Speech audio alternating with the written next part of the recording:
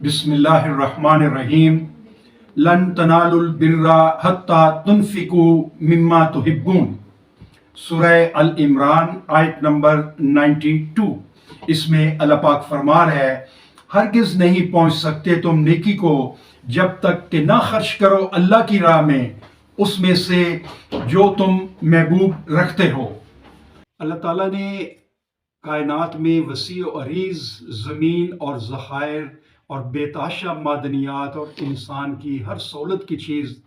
فراہم پہنچائی ہے۔ معیشت انسان کی بنیاد ہے، بنیاد اس کی ضروریات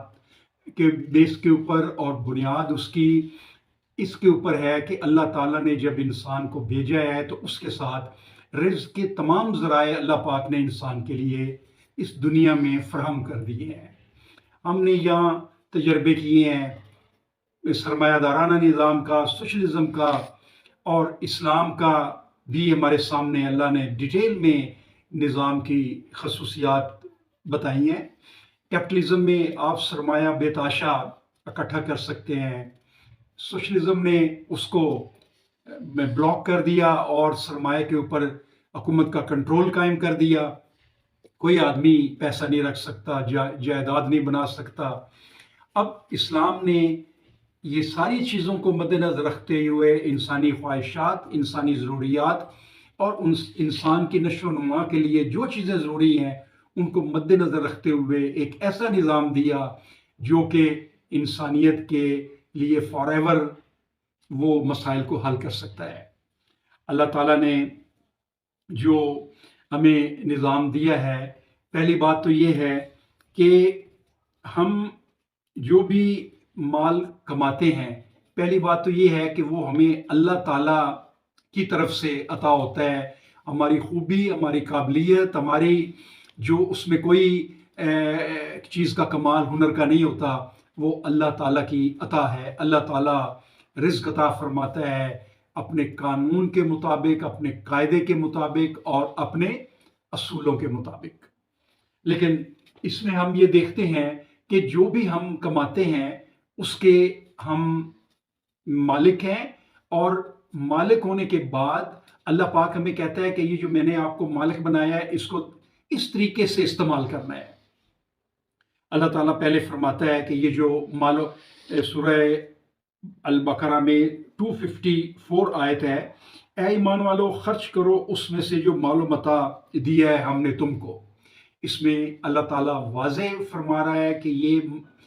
مال جو دیا ہے یہ میری عطا ہے۔ پھر سورہ بقرہ میں 215 نمبر آیت ہے،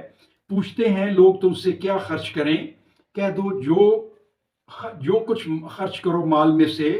وہ ہے والدین کے لیے، رشتہ داروں کے لیے، یتیموں کے لیے، مسکینوں کے لیے اور مسافروں کے لیے۔ اللہ پاک نے جو مال آپ کو دیا ہے اس کو میں اپنے رشتہ داروں اور یتیموں، مسکینوں، مسافروں اور مانگنے والوں کے لیے استعمال کا حکم دیا ہے۔ اور پھر اللہ تعالیٰ سورہ بقرہ میں ہی 43 آیت میں اللہ پاک فرماتا ہے کہ قائم کرو نماز اور دیا کرو زکوٰۃ۔ اللہ نے جو مال دیا ہے اس کے اوپر زکوٰۃ بھی واجب کر دی ہے۔ اور پھر اللہ یہ فرماتا ہے کہ کون ہے وہ جو قرض حسنہ دے اللہ کو قرض حسنہ، تاکہ بڑھا چڑھا کر واپس کرے اللہ اسے کئی گنا بڑھانا۔ آپ اگر ان آیات کے اوپر غور کریں تو جہاں پہ سوشلزم میں دولت کے اوپر پابندی ہے، کیپٹلزم کے نظام میں دولت بے تریغ رکھنے کے مجاز ہیں، اسلام اس دولت کو گریجولی انسان کی رضامندی کے ساتھ وہ نیچے تقسیم کرتا ہے تاکہ وہ اپنوں میں ہی گردش نہ کرتی رہے۔ تو پہلے اسلام نے یہ فرمایا ہے کہ دولت جو ہے یہ اللہ تعالیٰ کی عطا ہے، پھر آپ اس دولت کو رشتہ داروں، والدین، رشتہ داروں اور مسکینوں، یتیموں کے اوپر استعمال کریں، پھر اس میں سے زکوٰۃ دیں، اور پھر جو زیادہ دولت جن کے پاس ہے وہ قرض حسنہ دیں، لوگوں کو قرض دیں اور وہ اس سے اپنی ڈیولپمنٹ کریں، اپنے بزنس کریں، اپنی ترقی کریں، اور یہ دولت جو ہے وہ ان کے کام آئے۔ اس کے بعد اللہ تعالیٰ فرماتا ہے، یعنی گریجولی دولت کو ڈیوائیڈ کرنے کے اللہ پاک نے طریقے بتائے ہیں کہ کس طریقے سے آپ اس دولت کو استعمال کر سکتے ہیں، اور اس کا بہترین استعمال ہے کہ اللہ کے راستے میں اس کو خرچ کریں۔ اسلام دولت کے ارتکاز کو منع کرتا ہے، اللہ کے راستے میں اس کو خرچ کرنا جو ہے وہ اجازت دیتا ہے اور حکم دیتا ہے کہ وہ دولت کو اللہ کی منشا کے مطابق استعمال کرے، ضرورت مندوں میں اور اپنے اوپر، ضرورت مندوں میں، مسافروں کے لیے اور عام فلاح کے کاموں میں لوگوں کو قرض حسنہ دے۔ اور اس سے اگلی ایک سٹیپ ہے کہ قرآن پاک میں سورہ بقرہ 219 نمبر آیت ہے، بسم اللہ الرحمن الرحیم، وَيَسْأَلُونَكَ مَاذَا يُنْفِقُونَ قُلِ الْعَفْوَ، کہ یہ آپ سے جو پوچھتے ہیں کہ ہم کیا خرچ کریں اللہ کی راہ میں، تو ان سے کہیں کہ جو ضرورت سے زائد ہے وہ کر دیں۔ یعنی اسلام ضرورت سے زیادہ دولت کو دوسروں کے اوپر خرچ کرنے کا حکم دیتا ہے، اس کو ارتکاز کا حکم نہیں دیتا۔ اللہ تعالیٰ وہ جو دولت ہوتی ہے جو اللہ عطا کرتا ہے اس کے اوپر دوسروں کا بھی حق ہے، اور ایک اللہ نے جو ویلفیئر سٹیٹ مسلمانوں کے لیے نشاندہی کی ہے اور حکم دیا ہے، اس میں دولت کے ارتکاز کو منع کر کے دولت کو ضرورت مندوں میں تقسیم کرنے کا حکم دیتا ہے، استعمال کرنے کا حکم دیتا ہے، اور دولت کے ارتکاز کو اسلام میں منع فرمایا گیا ہے۔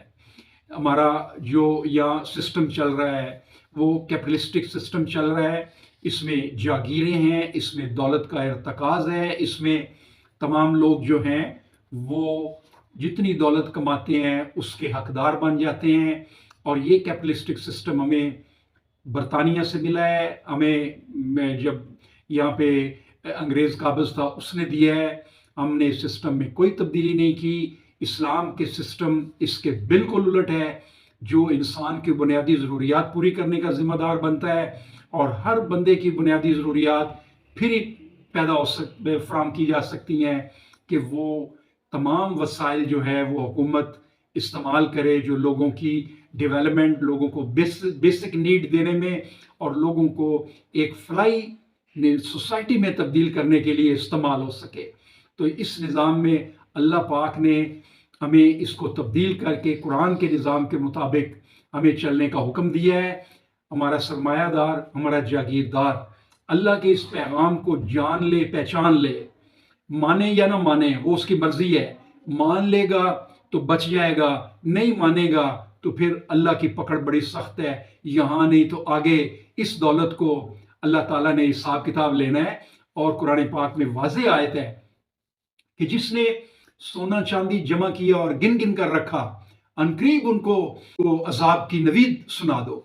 تو دولت کو ہم جمع نہیں کر سکتے، دولت ہمارے پاس اللہ کی امانت ہے، سوسائٹی کی امانت ہے، اس کو سرکولیٹ ہونا چاہیے، جو پسے ہوئے طبقے، جو غریب طبقے ہیں ان کو اٹھانے کے اوپر لگنی چاہیے، اور ایک ویلفیئر سوسائٹی اور ایک ترقی یافتہ قوم پھر ہی بن سکتی ہے کہ ہم دولت کو ضرورت مندوں کے اوپر استعمال کریں، ہر فرد کو بنیادی ضروریات زندگی مہیا کرے، اور تمام ضروریات مہیا کر کے ان کا ٹیلنٹ، ان کی صلاحیتیں تسخیر کائنات کے اوپر لگائیں، اللہ تعالیٰ کے قوانین کو تسخیر کرنے کے اوپر لگائیں، اور انسانیت کے لیے نفع بخش بنے۔ ایک سوسائٹی میں ایک بندہ دوسرے کے لیے نفع بخش بنے، بلکہ اللہ کا حکم ہے کہ اتنا نفع بخش بنے کہ وہ دوسرے کی ضروریات کو اپنی ضرورت کے اوپر ترجیح دے، بے شک وہ خود بھی ضرورت مند ہو۔ اللہ تعالیٰ ایک ایسی پیاری اور بہترین سوسائٹی کے قیام کا ہمیں حکم دیتا ہے، لیکن ہم اپنی خواہشات نفس کے پیچھے اس سے کوسوں دور چلے جا رہے ہیں، اپنے لوگوں کو غربت اور جہالت میں ہم نے ڈھکیلا ہوا ہے، اور اس کے ذریعے سے اللہ کی نعمتوں سے، اللہ کے انعاموں سے بھی محروم ہو رہے ہیں۔ وما علینا الا البلاغ۔